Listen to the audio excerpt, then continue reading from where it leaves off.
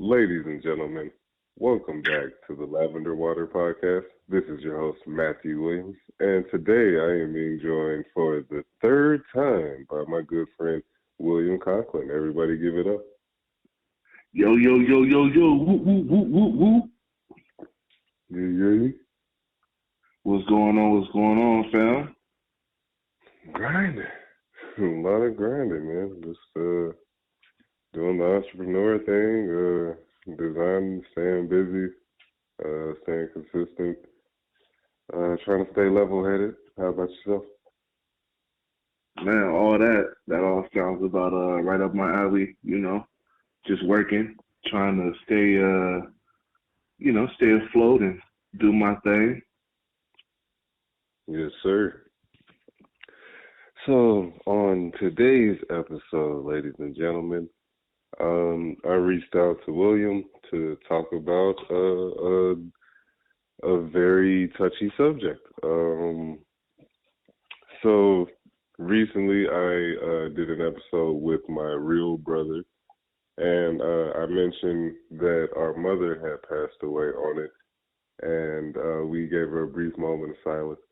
But that episode was mainly focused on his journey of being born premature and what life is like and his mentality, after that.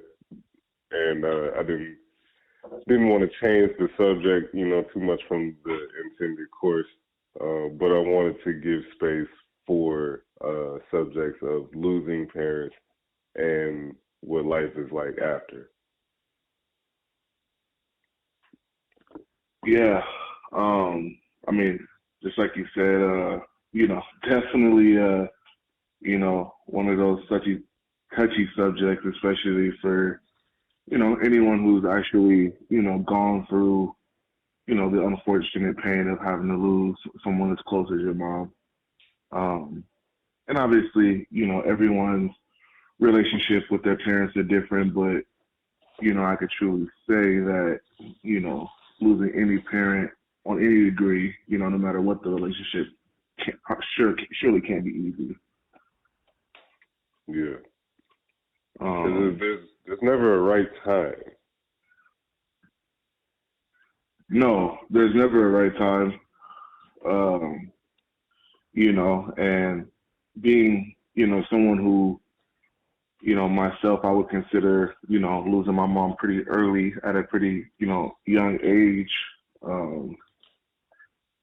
So, again, it's one of those things where, death doesn't have a specific number, whether you're the one passing or whether you're the one grieving, so it's just one of those things where, hopefully you're just blessed to live longer than not and enjoy those times, for sure. Yeah. And I know we're really close. So forgive me personally for not knowing, but I didn't know your mom had passed away. Oh yeah.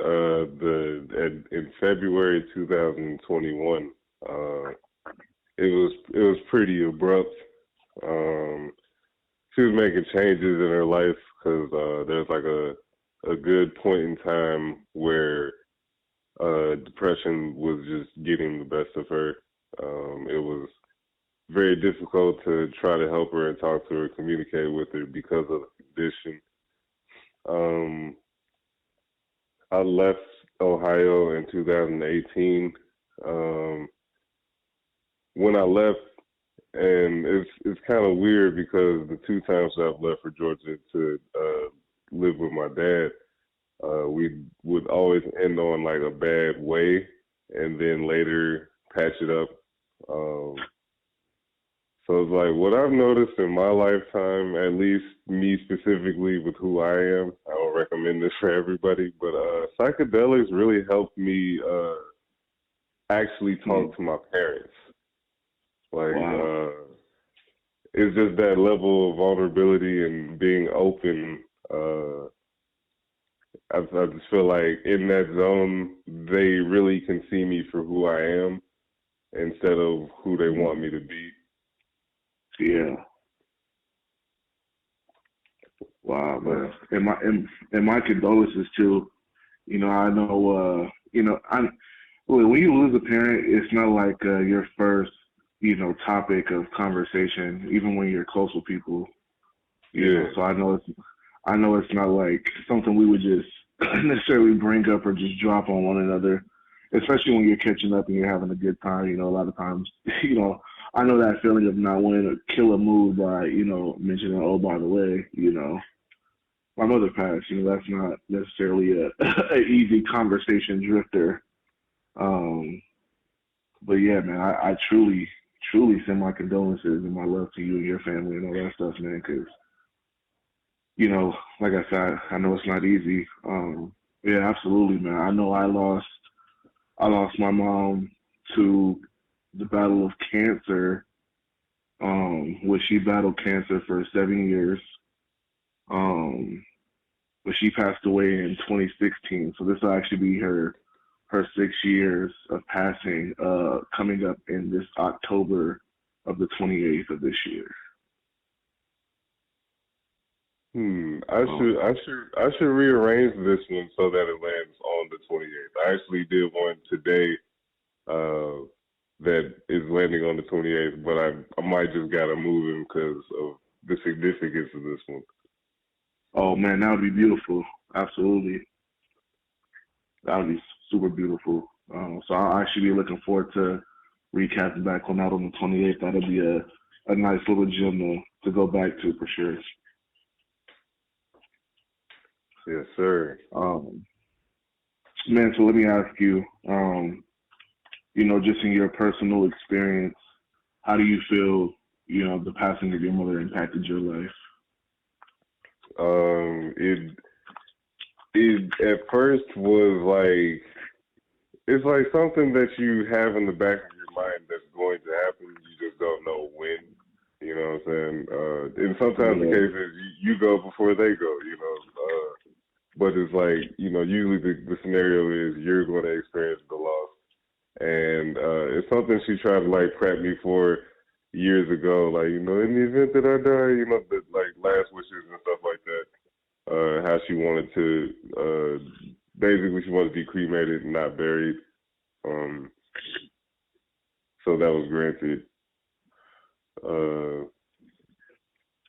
it's like at first it was like instant tears followed by repression followed by just keeping to myself, drinking a lot, really like indulging all the things I like, just doing everything.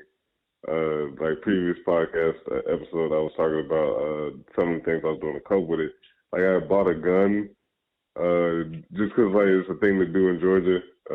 Try to get a new hobby and take my mind off of it. But like the gun was like super faulty, so I never really got into it. Um, Mm. Listening to like all the music that she had me growing up on.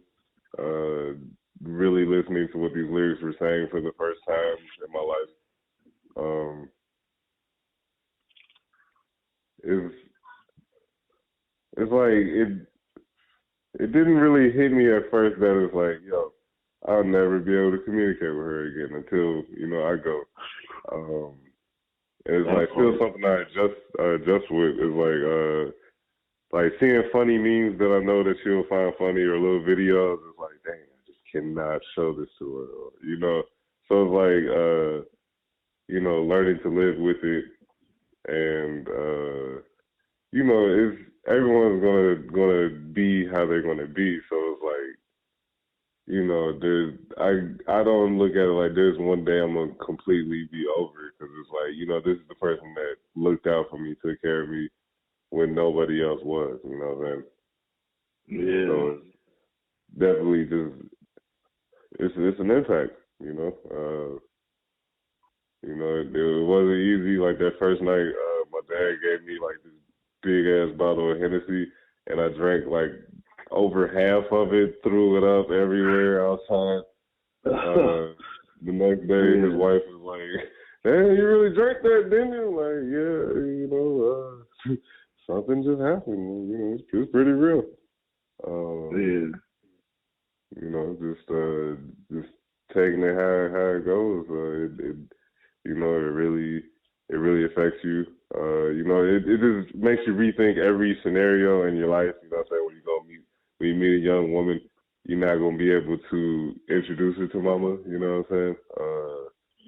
Yeah, it's like a song I was working on at the time. It's like one of the lyrics is like basically like, you want to meet my mama, are you willing to do anything? That was kind of like I could never like say this song because it's like, if you want to meet my mama, you gotta like pass away. Like, you know what I'm saying? Like, it's like, yeah, it's like Yeah. everything's different now, you know?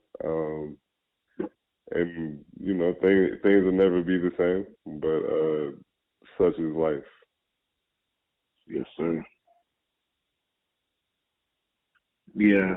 I mean, I feel like you you pretty much hit that on the nail on the head. You know what I'm saying? Like for the most part, obviously everyone's healing and stuff like that is different. Um, but I feel like there are a lot of common and similar life feelings when losing a mom or a parent for that matter. Um, Actually, I was very bitter, very very bitter and very distant. I didn't know how to be around people or to even be involved with people. One thing you mentioned was like like how do you talk to people when the only person you kind of want to talk to is the one person you can't talk to. Right. You know, and I think at that time, what kind of helped me personally was having my grandma. Um, which was kind of a weird situation because obviously as a mom, you're losing a child. So it's like she went through a very deep personal grievance. And I just kind of felt like having my grandma was also like that second mom in a sense, and you know literally I'd say 14 months after my mom passed, my grandma passed, also due to cancer, um, which she actually kind of kept hidden from us for a long time, just because my mom was going through it for so long and battling, and so we didn't know my grandma had cancer for, I'd say, for years until about the last 3 years. My mom battled with it. Um, but yeah, man, I feel like losing my mom and then losing my grandma just made me very bitter at the world. It made me, I mean, as kind of fucked up as it is to say, it made me hate people that had parents. You know what I mean? Like, especially when you see people who have like, bad relationships with their parents, or they don't talk to their moms, or things like that. Like, it feels very resentful, and it feels like it's like, why the fuck does this person get to have their mom and I don't? And and again, at the time I'm 23 years old, so I'm an adult, but still fairly young in mindset. Definitely didn't have my shit together, still fucking up, and then, like you said, I just heavily indulged in all the things I liked, and then started indulging in things that, I didn't necessarily like, but in the moment, it helped me not necessarily cope or, heal, because I wasn't healing during these times, but it helped me, to alleviate that feeling from my mind for sure. Right. And it's, Um, going into what you were saying about like being resentful in a sense towards other people that still have their parents. So like speaking on grandmas as well is so my grandma, she had three daughters, Carla, my mom Maria, and my aunt Keisha. Carla is my oldest aunt. So it's like they all had different fathers. Um, and it's like there was still love in the family and all that. But my grandma passed away in 1993. I was 2 or 3 years old, but my aunt Keisha, she was 15, I think. So it's like that's a more even more devastating time to lose your mom. You know what I'm saying? And she's in her 40s, and it's been a lifetime without her, and she keeps the memory of her close. You know what I'm saying? And it's like when Mother's Day and October, because my aunt, her birthday is October 1st, and I think grandma passed away October 3rd, if I'm not mistaken. So it's like it's all like these days that just hold different energy for her. So it's like on social media she'll like disappear for a little minute to not see everyone celebrating with their parents and stuff. And it's like I look at it like it's not like necessarily resentful, but it's like it hurts to see it, and it's like it kind of, if you let it create an envy and then the ugly side, and what I'm saying, it's a touchy subject. Yeah. No, man, for sure. Um, I'd say, on a personal level, I'd say I let it mentally affect me for quite a few years. Well, like 2 years.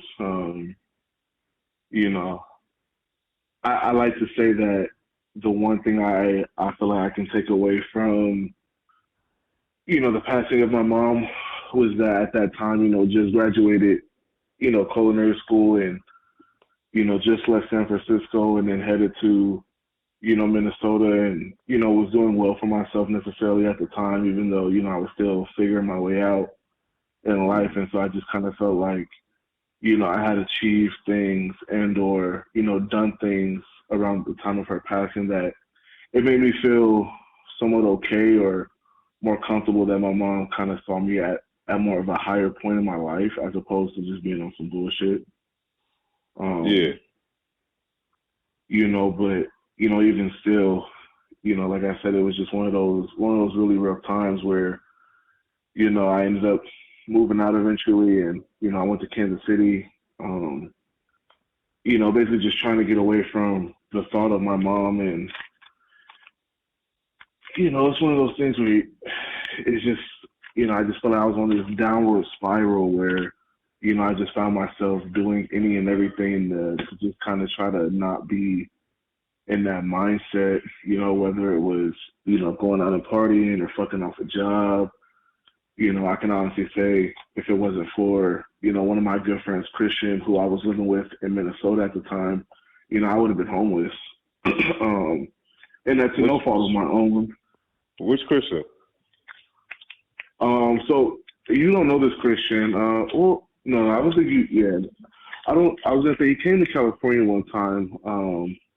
But I actually met him when I was working as a hibachi chef when I had first moved to Minnesota. Well, regardless, shouts out to Christian.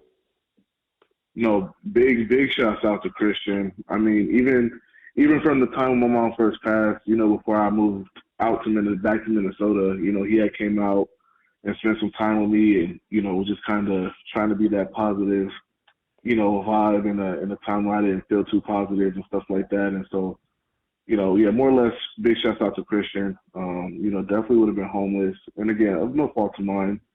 And then dealing with like, bad relationship stuff and, not really being in the mindset for that. And, again, just constantly trying to fill the void with things that, didn't help because I wasn't properly healing. And,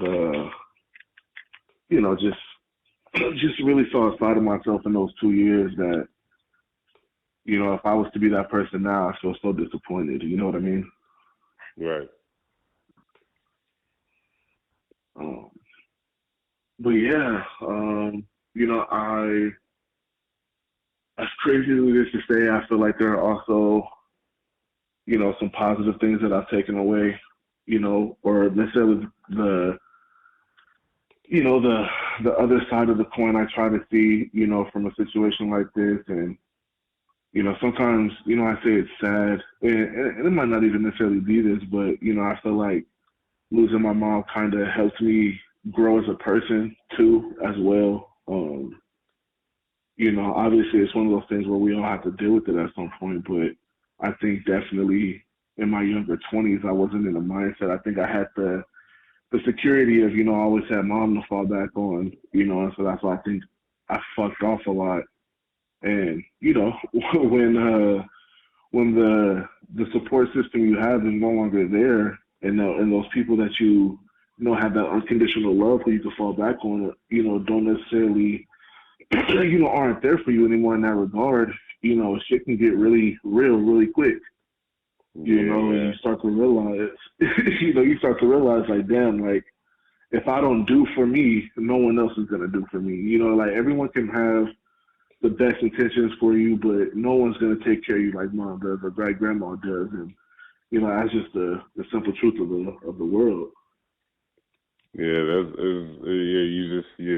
perfect. Cause growing up, like the conditions I grew up in, we weren't rich, we didn't live in the gated community, but it's like with what my mom and aunt had, they gave me everything.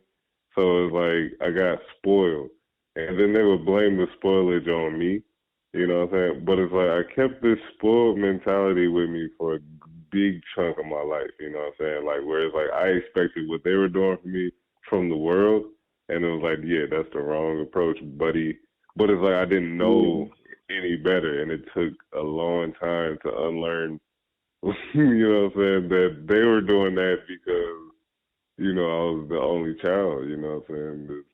I was like a miracle, a blessing. You know what I'm saying? But it's like I ain't shit to these motherfuckers out here. Like, you know what I'm saying? Like, shit, motherfucker.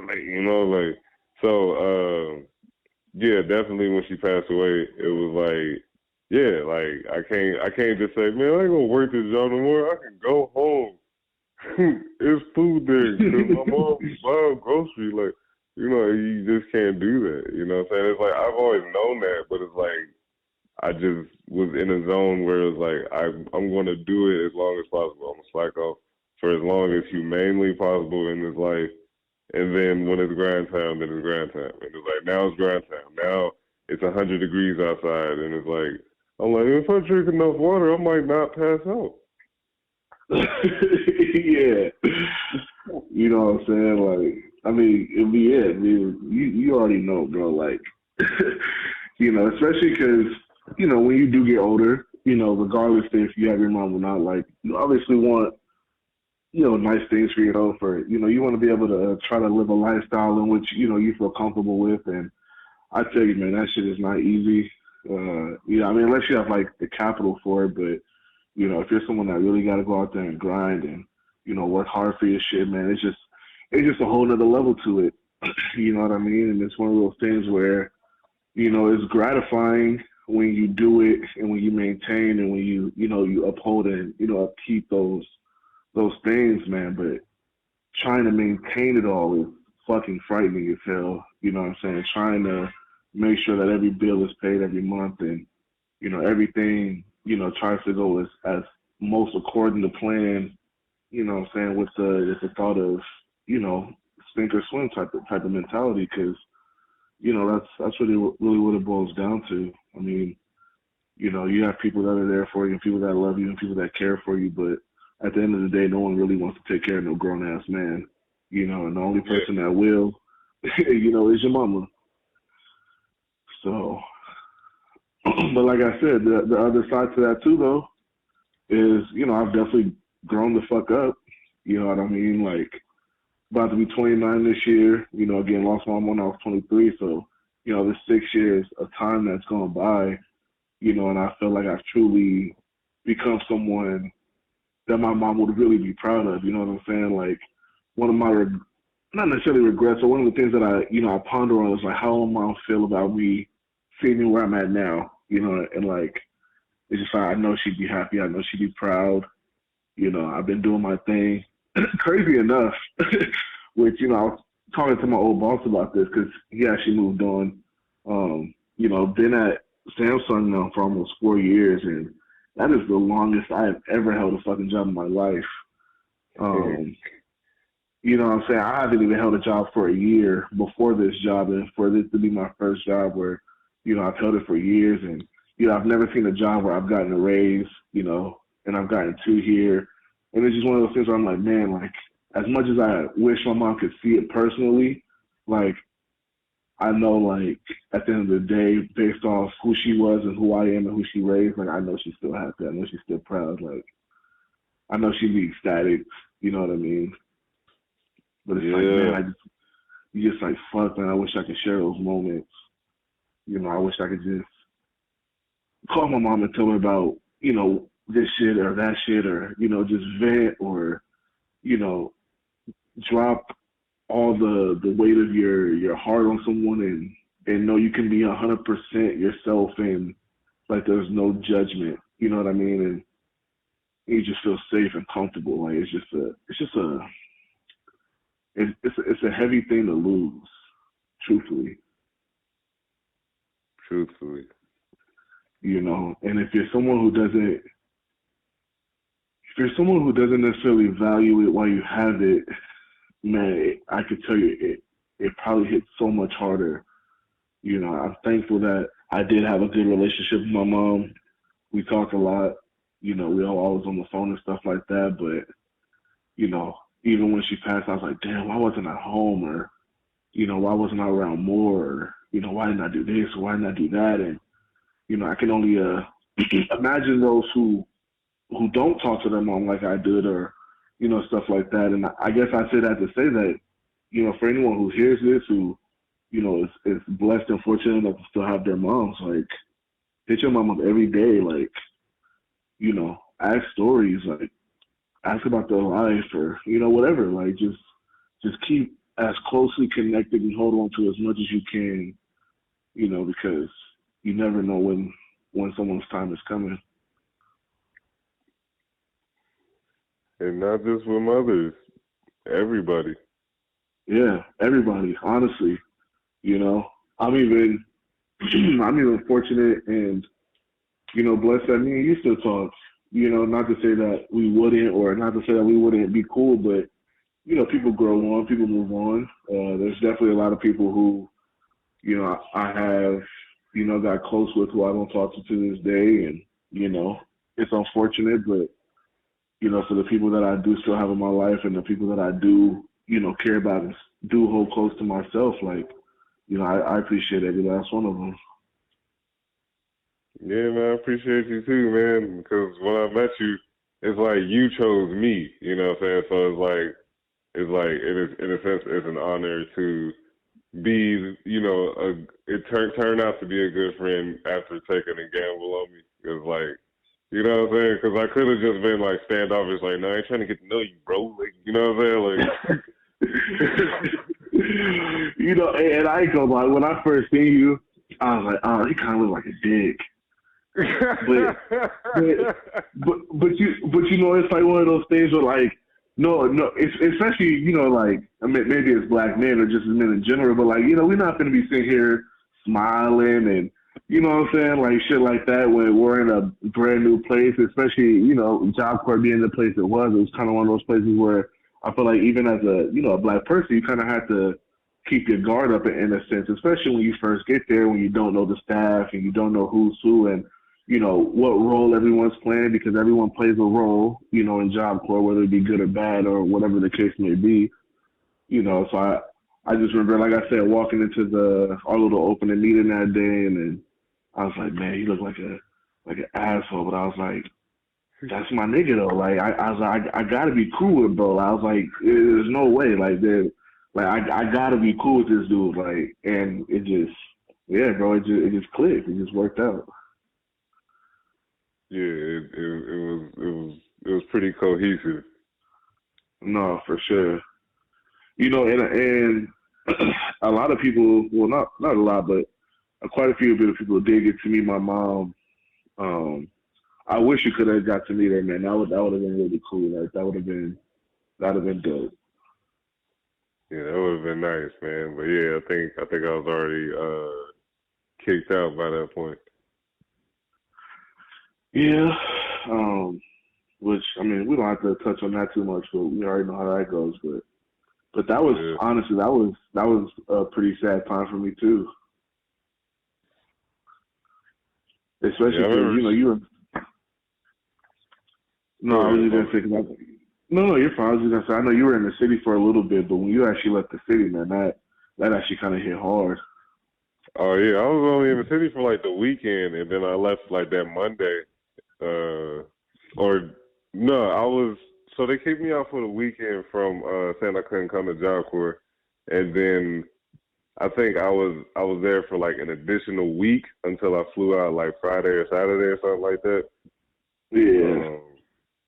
But I remember talking to Shaq, and Shaq was talking about how the whole energy changed when I left or whatever. And I was like, he couldn't have just been me, man. I couldn't have been the whole thing to it, man. But he was talking about people started leaving bit by bit. Some people graduated, you know what I mean?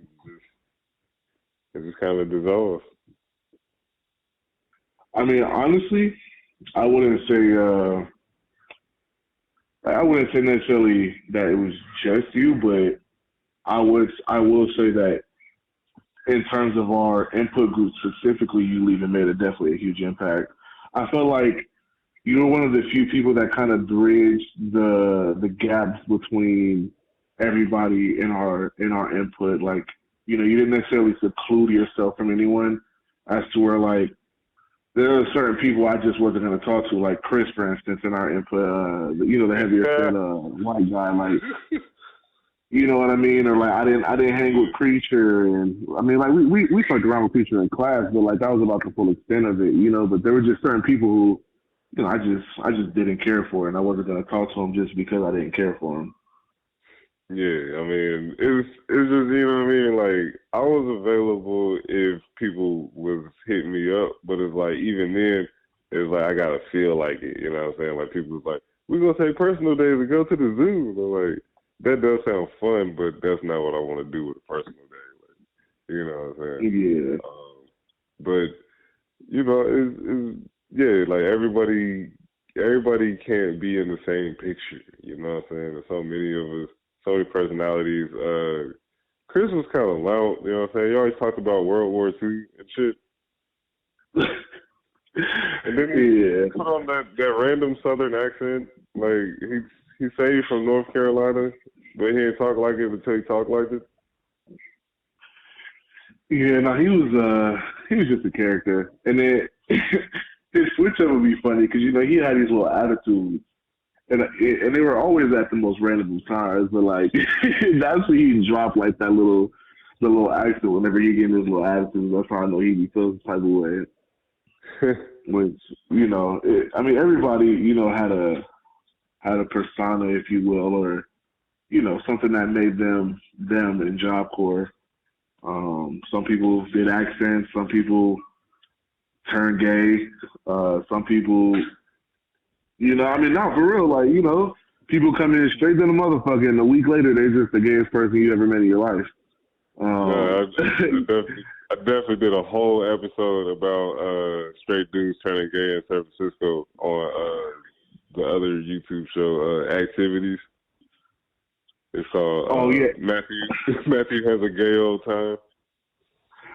Okay, so I'm gonna go check that one out. I was actually listening to some of the other ones while I was waiting for this one to start up. But speaking of that, I don't know if you remember Kevin, not Garcia, San Juan. So I'll tell you a little story about San Juan one time. But he was like the straight guy flipper. Like if you was sus or if he was like straight but on the low, he was the guy that brought it out of you. Like, and I will go into. That's extremely hilarious for two reasons. Okay, so at the time of this recording, it's Pride Month, but this is going to drop on October 20th. So we're going to still incorporate Pride Month energy into it. Okay, so one, Kevin San Juan, I told Devontae this. I was like, you know what? I'm not gay, but I can admit that Kevin San Juan was a sexy boy girl. You know what I'm saying? Like, you know what I'm saying? Like, yeah, I know what you mean. Like, yeah, I know what you mean. I got you.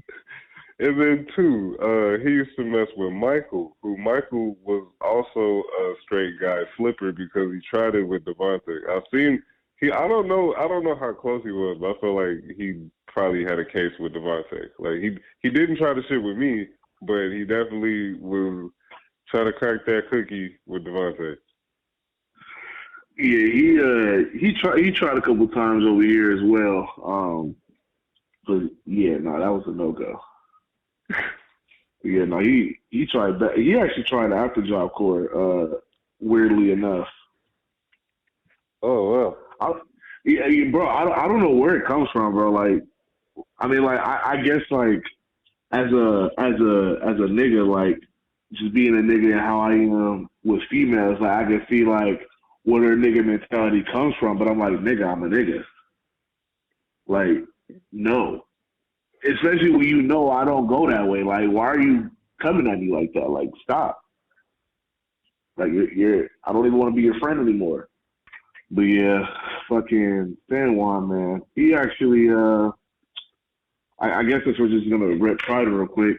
San Juan actually slid one of the straight niggas in my original Job Corps, another Hispanic dude, which he was like a pretty boy looking type of dude, but he still was but he was still like he was a pretty boy, but he didn't dress like a pretty boy. Like he dressed like just a regular dude.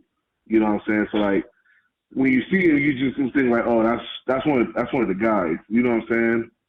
Like he didn't come off, in a feminine like demeanor or in that regard. So like that wasn't the initial thought you got.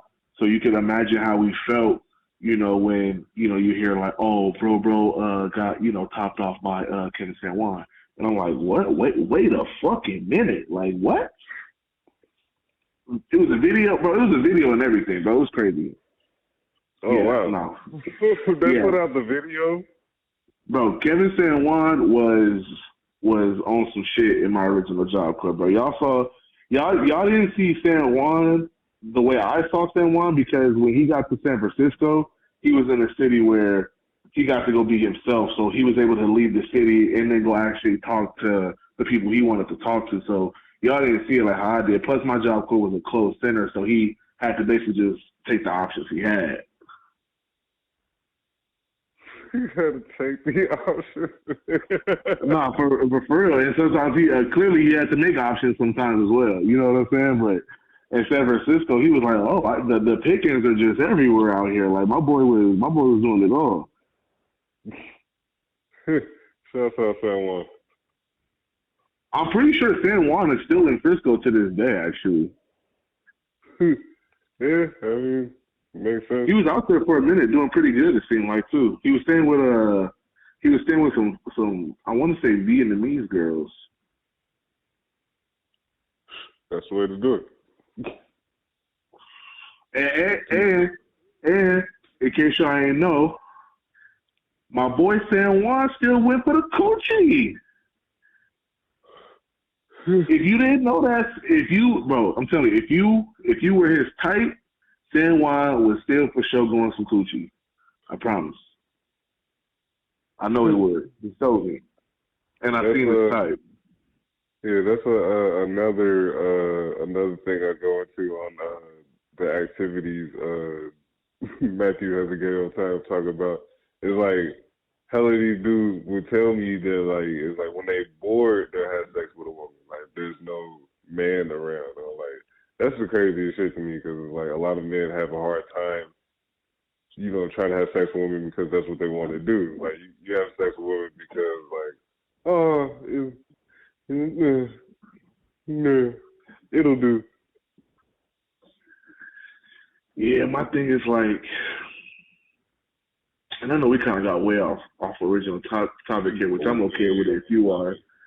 I mean, if the people are okay, because I feel like, like the views of a cis hetero male, you know what I'm saying, and how a lot of men speak on homosexuality and the queer spectrum is like it can come off offensive, you know what I'm saying, intolerant, you know what I'm saying. So we just want to put out a disclaimer that we do not detest or hate or discriminate people who live alternate sexual lifestyles in the past. You know what I'm saying? Like a lot of these people we talk about still cool in my book. You know what I'm saying? Like I don't got no vendetta beef. You know what I'm saying? I don't got no. Oh yeah, I mean, San Juan was one of the type of people where, I mean, and no offense to anybody when I say this, but San Juan was the type of gay dude where I could call him a he would laugh at me. Yeah, I would have to So bleep that word out because I had to do it on another episode. Like y'all be coming with that word, bro. I can't let that fly. okay, my bad. I didn't know that's why I had to put the disclaimer, but yeah, he was the type of person where you could call him certain shit, and obviously like you'd have to know him. Like I couldn't just be some random person, but like I would just make fun of him and be like, they like acting gay, you know what I'm saying, or some shit like that, and he would laugh at it. So like. Hey, look, if Dave Chappelle could tell a gay joke and you laugh at it, just be chill, all right? Just be cool. Be cool, like be cool. But no, you know what? I think because I kind of want to tie it back a little bit. I think that's just how heavy talking about the mom situation can be, to where you could just drift that easily. You know what I'm saying? Into a whole nother conversation About gay guys. You know what I'm saying? I feel like having that gay guy conversation was more comfortable than having to talk and break down the way I feel about the passing of my mom. You know what I'm saying? Yeah, I like how you did that one. Yeah. And because like I said, it is one of those touchy things to talk about, man. And again, it's one of those things where I could hate you, like every fiber of who you are as a person, whether you're gay, straight, whatever you got going on. Like I could fucking hate you to the core, but I would never in a million years wish the pain I feel from losing my mom on anybody else. And that's some real shit. That's true shit.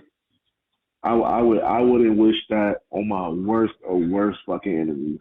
You know what I'm saying? Unless it was like, someone did something to my mom, then I probably would, fuck you, same shit, whatever. But even then, I still don't think I could like want that feeling for someone else, because like it is shitty. And I'll tell you, since then, I don't think there's really anything that phases me, you know what I'm saying, in that regard. You know what I mean? Just because, like I said, it's just one of those things where, like, after that, it's like, man, like, nothing feels worse than that. You know what I'm saying? Like, I see it as unfortunate as these shootings and stuff are. Like, I feel so numb to it, because, like, I'm just like, fuck, like, as sad as that shit is, that shit doesn't feel as sad as losing my mom. You know what I'm saying? Like, it's hard for me to sympathize with people now. It's hard for me to feel for other people, sometimes. And as shitty as it is to say, it's kind of made me somewhat of a colder person. I feel like more standoff for sure. And I feel like I have less patience with people sometimes, for sure. I want to say that in that regard, I think in some ways I'm becoming like my mom, where it's like in probably like the last act of her life, it felt like she cut off a lot of people and just maintained like a few communications and just stayed to herself. I'm adopting pieces of that. It's like I'm still very social, but it's like I definitely limit the time that I give to other people. Like I'll talk, on the phone or communicate on Facebook or something, but it's like as far as hanging out and just doing things, it's just I live in a completely different state from everybody I've ever known. So like I'm not doing that anyway. But it's like I'm sure that if I was back around people or found people, that it still would just be kind of this thing of like, yeah, I'm not coming outside. Yeah, you might not see me for like 3 weeks. Yeah. No, definitely. I mean, I've always kind of been somewhat of a homebody, just because, I don't like dealing with the bullshit of the world. I much rather sit at home, smoke my blunt in the AC, and play my video games type shit.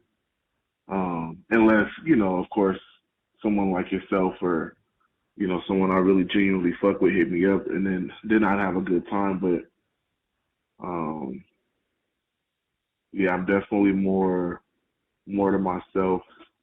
Um, and again, in regards to like the people I cherish and I hold close to myself, like I like hanging with those people. I like, nurturing the relationships that I do have, but I'm definitely not the type of person to look for, you know, no new friends basically. You know what I'm saying? Like, Like it's I just feel one of you. those things. Yeah, especially now as I get older, I want different things, and it's really hard to kind of find people who are kind of on the same mindset as you. Especially when again, if I can't relate to you, on multiple different levels, it's hard for me to be with people. I don't have the tolerance and the patience to fake it. If I don't fuck with you, I'll just tell you like, hey, I just don't fuck with you. Or and on some real shit, because I'm not gonna, again, I'm not gonna play the role. I'm not gonna sit here and, half-ass text you or, hit you up only when it's convenient for me or, I'm not doing that shit.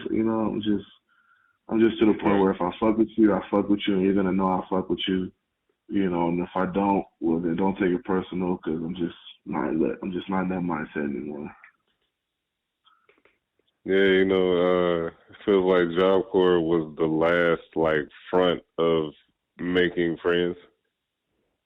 Yo, for sure, absolutely, absolutely. I mean, don't get me wrong. Like, I have still made very genuine friendships with people, mostly from work.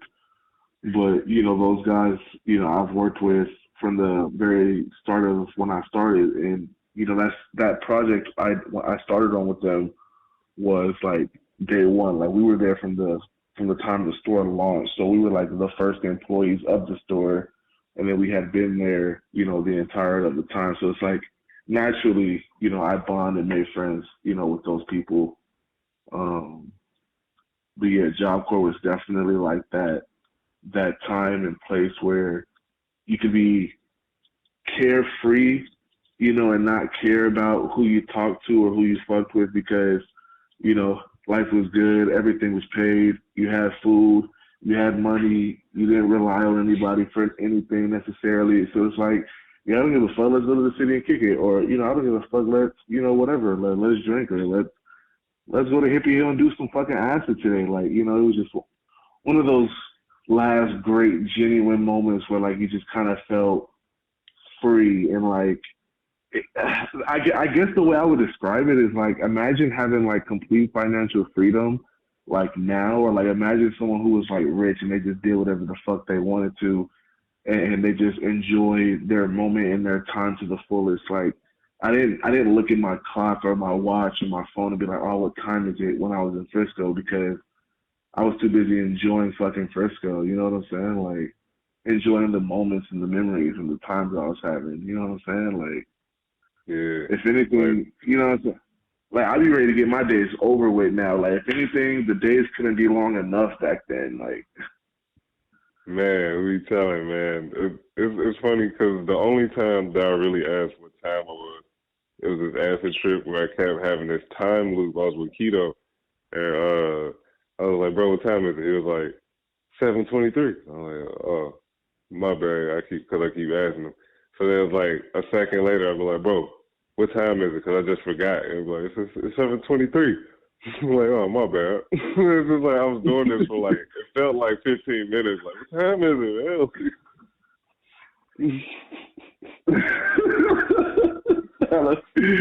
I know that nigga was sad the fuck. He was like, nigga, just take my goddamn watch. Like,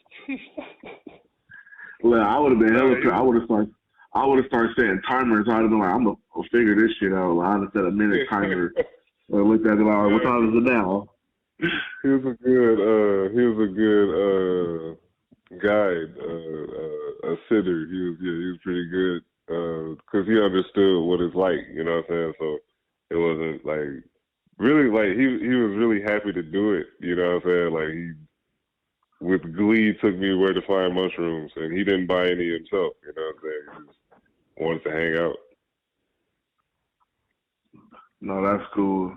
I mean, it's nice to have people that you can fuck with like that too. Cause I couldn't trust anybody to just take my trip with. It was because his locks were so long. Like I felt like I could trust him because like he got patience. You know? Yeah. No, for real. No, that's cool. You know, speaking of that though, you know, I know like when my mom first passed, people would tell me like, oh, like you know, your mom came to me in my dream, or you know, something like that, that she just wanted me to tell you this or to tell you that. And um, I felt like I couldn't tap into any of that, you know, on that level, or you know, she didn't necessarily speak to me in that way, you know. But there were other things like, you know, I would wake up at 3 o'clock every morning, no matter when I went to sleep or when I didn't. I could have went to bed at 2:30. I would have went right back up at 3 o'clock every morning on the dot. And you know, it was crazy because at the time, after her passing, when I moved back with my grandma, I was actually sleeping in her bed. You know, obviously like I changed like the sheets and stuff like that, but like the room for the most part was hers. But yeah, man, I would wake up at 3 o'clock every day on the dot. Didn't matter, you know what I'm saying? It was just a thing. And you know, like I said, for the longest, I couldn't dream during that time, or anything like that. But you know, when you said you took some psychedelics and that helped you, like, you know, it made me wonder, like, maybe if I, you know, did something, if I could tap into, you know what I'm saying, something on that level, and you know, maybe get like another piece of them in that sense. Yeah, man. I think you know, since you get so spiritual with psychedelics that if you set that intention, that you can probably find that medium. Yeah. And then again, I feel like that could also be a very dangerous place to go, you know, just depending on how you're feeling in the moment, even going into that moment. Yeah, it's always about set and setting. I personally have never tried anything like it. Yeah, I think I should put a disclaimer that I personally, as Matthew Williamson, host of Lavender Water Podcast and owner of Once New, I do not recommend trying to contact spirits by means of psychedelics. But I feel like people do, so it's like just know that I don't recommend it. I'm not saying you can't do it though. Like just be your own person, be responsible. But you know, like it to me, it's like when you think about the rules of the genie. One of the rules is I can't bring people back from the dead. You know what I'm saying? And there's like a very specific reason. Like it's not supposed to go like that. You know what I'm saying? Yeah.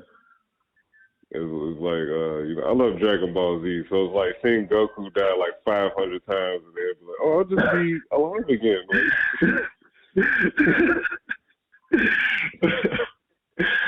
uh, let me get some fucking Dragon Balls real quick.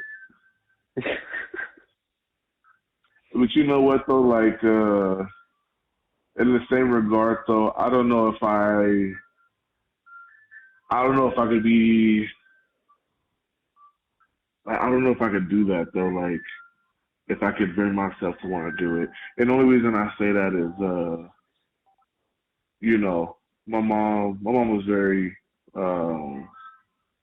religious. She was a Christian, you know, and something she would tell me was like, you know, in the Bible, 7 years is considered like a, forgive me if I misquote this, but she was basically saying like 7 years was like a sign of like a new beginning, like a clean slate. Um, and you know, at the time she was cancer free, And again, my mom battled for 7 years. And so, I think when she got the notice that her cancer had came back and it spread, I think she kind of accepted that, that was God calling her home and for her and based off, what she believed. And so saying all that, I think my mom was truly at peace with dying. And I think she accepted her situation for what it was, knowing that she was in a good place, you know what I'm saying, with God and what she believed. And I felt like she truly felt at peace in that moment. So, in saying that, I think I would have to respect that wish and just let her be at peace if I had that ability. But man, I tell you, it would be so hard. Like, it's one of those things where like you wouldn't really know unless like you were in the position to actually do it. Right.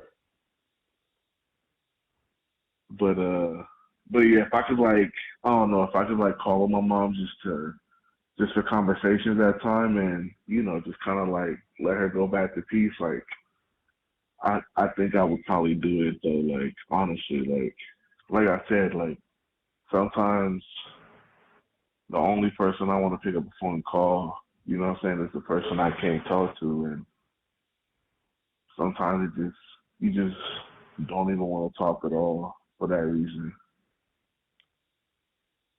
So I'm a I'm a I'm a I'm gonna share this one and related to what you're saying here. So okay, so me and my last girlfriend in 2017 we experienced a miscarriage, um, and it's like me. I don't really dream. Like it's just black until I wake up. So my ex girlfriend, she's very spiritual and tapped in, and she has dreams and stuff like that. So she would see our child, like she, had dreams of driving him around. He was a boy, and I just wasn't experiencing that, and it was like there was a night. It was like 2019. I was alone and I took acid, and my intention was just to see his face, you know what I'm saying, just to see what he looked like, you know what I'm saying, and there was like a point in the trip where like I closed my eyes and I felt like I seen this child who looked like a mixture of me and my girlfriend, you know what I'm saying, and it was like, yo, like, yeah, that's him, you know what I'm saying, and in that regard, like I was set at peace, you know what I'm saying, like, it's like, the way that I accept that moment in time, and like I've always like felt like it's selfish to say, or it just has this weird kind of like undertone to it. But it's like the way that I was living when he was conceived, I wouldn't have been able to provide for him, and it's like it wouldn't have been right for him to come into this world not being provided for, you know what I'm saying? And Yeah. it's like, I didn't want to go to the system. I didn't want him to starve to death or nothing, you know what I'm saying? And it was a heavy moment, you know what I'm saying, for both of us. The secret for a long time. But it's like there's a greater purpose beyond us. We got to understand. So many things in this reality are beyond our understanding. Um, and my uncle is from the Bible. I don't know what part though, but basically saying like you pray to God for His peace that's beyond understanding. Whereas like you give your problems and your loads to God, you know what I'm saying, and He'll heal you. Yeah, man. Wow. And wow. I do appreciate you sharing that with me too. Like honestly, I had no clue. I mean, again, like that's another one of those things where it's like it's not necessarily the opener or the necessarily the conversation or topic when you're wanting to talk with people and you're having, a conversation and stuff like that. But I really appreciate you sharing that because I know that has to have been a heavy moment, for the both of you for sure. Yeah, yeah, real heavy, and it had to be a secret at first, and yeah, it was. A lot of people still don't know, so it's just one of those. But I Yeah, appreciate you for being an ear. You know what I'm saying? I really haven't told many people that. Some people, because of who I am, some people might think it's a joke or something. You know what I'm saying? So it's, I appreciate you. no, absolutely. I mean, anybody who take that as a joke is a clown. I mean, I know, I know your sense of humor, so I can see why you would say something like that. But so I genuinely know you, and I know that's not something you would say, let alone say lightly. In a sense of humor. I know you can be very serious and a very earnest person when it comes to matters, especially such as that. So like again, I know how heavy that must weigh, and honestly, I feel grateful and blessed that you feel like you could you could relay that to me and say and trust that I would you know handle that situation accordingly and or just be that listening ear you needed because at the end of the day that's what we're here for, man. Respect, man. Men with feelings. Yeah, New phenomenon. man. I gotta play that back to my girl later so she can hear that. Yes, sir.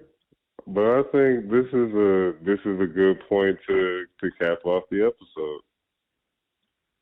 All right, man. Yeah, I feel like we definitely touched on some good subjects and definitely got some good things out there and opened up our hearts in ways that I feel like I definitely feel what I'm saying, better and what I'm saying, just it gives you a better way to take an outlook on life and gives you a little bit more clarity and you know it's just good to talk about from time to time instead of just keeping it to yourself. Yeah, I feel lighter. I did go into the so it's like in the beginning of me sourcing people to be on the podcast. A lot of people would be saying like, "Oh, I'm so nervous, I'm so nervous," and it's like, "Why are you nervous? We're just having a conversation." But then it's like, yes, the severity of some of the conversations is like, okay, this is where it's like, oh, okay. And yeah, I've been thinking about it for hours, like, dang, like we about to really go there, like, okay. Yeah. No, yeah, I was definitely. I mean, and I didn't even know how the conversation would go. Obviously, we talked about the topic, but from the moment we discussed the topic, I was definitely in that mindset and definitely in those thoughts. Um, but yeah, man, I appreciate you. You know what I'm saying? I even appreciate having the platform, what I'm saying, just to be able to come on and, do something so genuine with a person that's so genuine. So, again, I appreciate you having me for another one, and I appreciate the people for listening. So, yeah. Ladies and gentlemen, this has been the Lavender Water Podcast. I have been your host, Matthew Williams. This has been my guest, William Conklin. It's Matthew Gang. William Gang. And we out. Peace, people. Peace.